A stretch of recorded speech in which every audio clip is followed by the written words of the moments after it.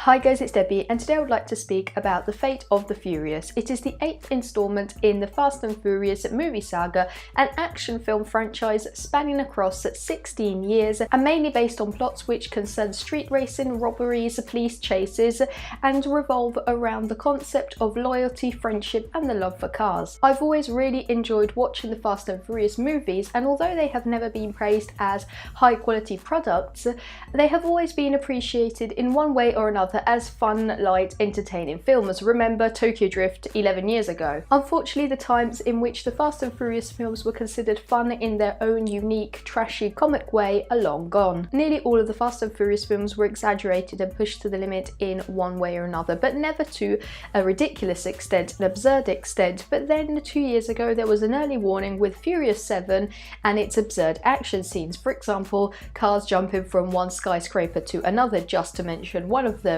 But The Fate of the Furious really scraped the bottom. The plot again follows Dominic Toretto and his gang of car-loving friends, but this time the new villain is Cypher, a mysterious woman portrayed by Charlize Theron. Dom starts to abandon his team to work alongside his criminal, apparently denying all his faith and loyalty to friendship and family, a concept he has been worshipping for 20 years. The film then degenerates into the most absurd action scenes ever conceived, including simultaneously hacking hundreds of cars to auto-drive themselves around New York City or drive themselves out of skyscraper windows and rain on the streets below. We also have submarines upturning cars, nuclear launch codes, prison breaks, and a team of techs whose works seem to be picked out straight from one of the worst 90s hacker films. I'm pretty sure the lenses I'm filming on now are absolutely nothing compared to the live footage Cypher can obtain from the reflection of a random car's rearview mirror filmed by an old ATM machine camera. I can happily try to follow Inception's intricate storyline, but in The Fate of the Furious,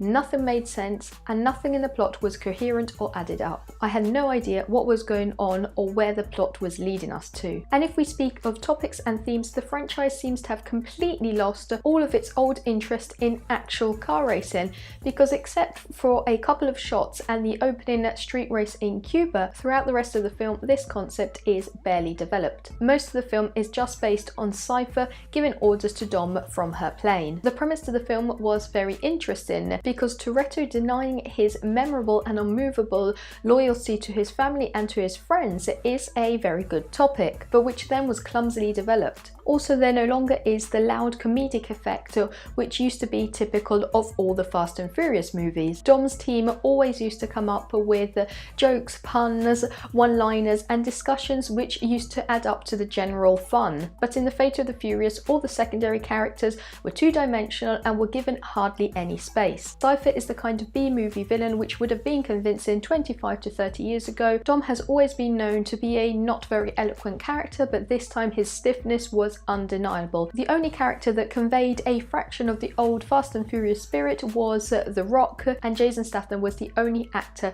delivering a performance which could be described as good acting. This film unfortunately suppressed any hope a fan could have for future decent films in the franchise. It nearly felt as a point of no return. Not even the usual ending cookout raised my hopes for a mediocre sequel. Let me know what you thought about The Fate of the Furious with a comment here below, and if you enjoyed this video, make sure to subscribe for many more movie related videos. See you soon. Bye.